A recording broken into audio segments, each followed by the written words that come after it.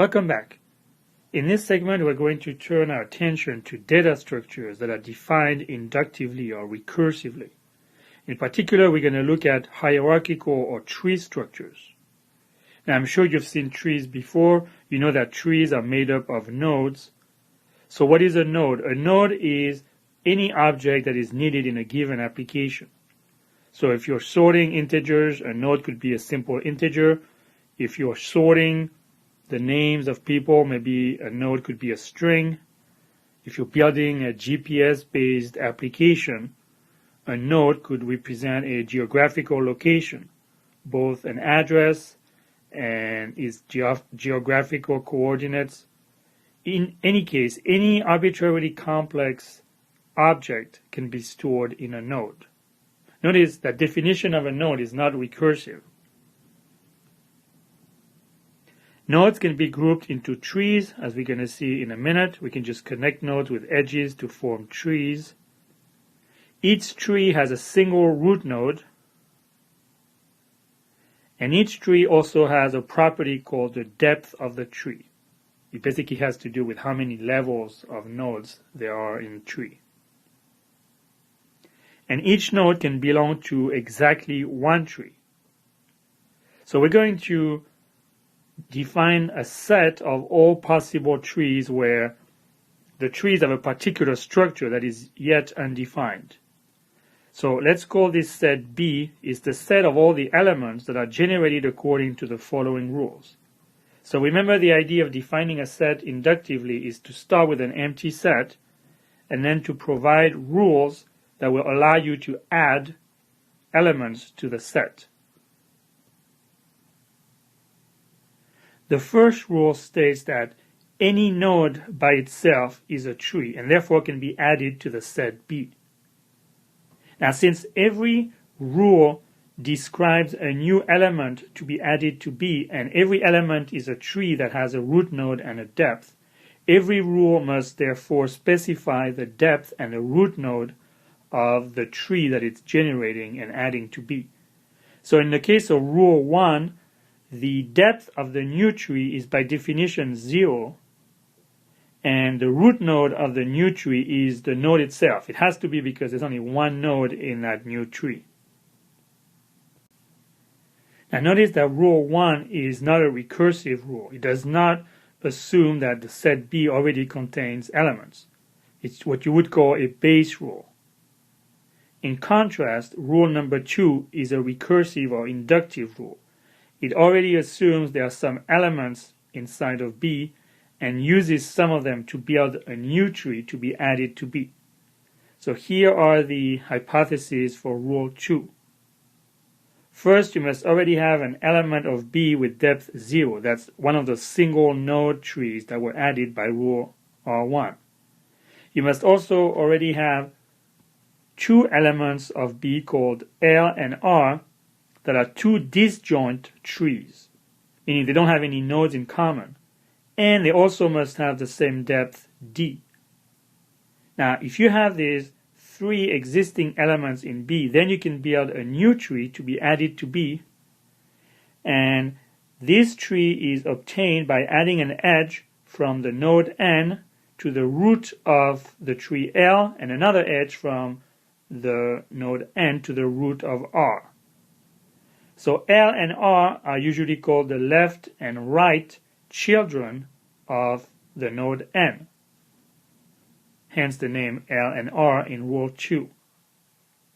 N is called the root of this new tree, and by definition, the depth of the new tree is D plus 1. Remember, D is the depth of the two children, L and R. So by adding a root node on top of those two children to connect them into a new tree, we form a tree whose depth is 1 more than the depth of the two children. Now let's wrap up this inductive definition of the set B with our usual rule that states that nothing else can be added to B other than through rule R1 and R2. Now, the next question is, what are the elements in B? Well, we know there are trees, but you probably also know that in computer science there are many kinds of tree data structures. So the question here, the precise question is, what kind of trees are allowed in B? Well, these are sometimes called perfect binary trees. So let me first remind you what a binary tree is. A binary tree is a tree in which every node has at most 2 children. So notice that in rule R2, every tree added in B has exactly 2 children. These are called L and R. Whereas in rule R1, every tree that's added to B has exactly 0 child. Therefore, it is true that every element in B is a binary tree. So clearly, every tree in B must be a binary tree. And the next obvious question is whether every binary tree is in B. Well, let's consider this example tree, where every node is a blue circle and every edge is a blue line. Is this tree in B? Well, first of all, it's a binary tree. I'll let you check that every node in this tree has at most 2 children. However, this tree is not in B. Why is that? Well, one problem is with this node right here. Notice this node in the tree has exactly 1 child. So it's impossible that this tree would have been generated according to these rules, because this rule only adds trees with 0 children, and this rule only adds trees with 2 children. So because of this single child here, there's no way this binary tree is in B. So let me remove it. And now let me ask the same question. Is this binary tree in B? Well, first of all, it's still a binary tree. I'll let you check that the 3 leaf nodes, this one, and this one, have exactly 0 children. And the other 2 nodes have exactly 2 children. So this is clearly a binary tree, but is it in B? So the answer is no, this tree is not in B. Notice because this tree has more than 1 node, it must have been produced by rule R2. So this would be node N in R2, this would be the left subtree, and this would be the right subtree. But the problem here is that this left subtree has a depth of 0, whereas the right subtree has a depth of 1, so there's no way they could have been joined together into this tree according to rule R2. In fact, there's no way that this tree could have been built by any rule in the definition of B.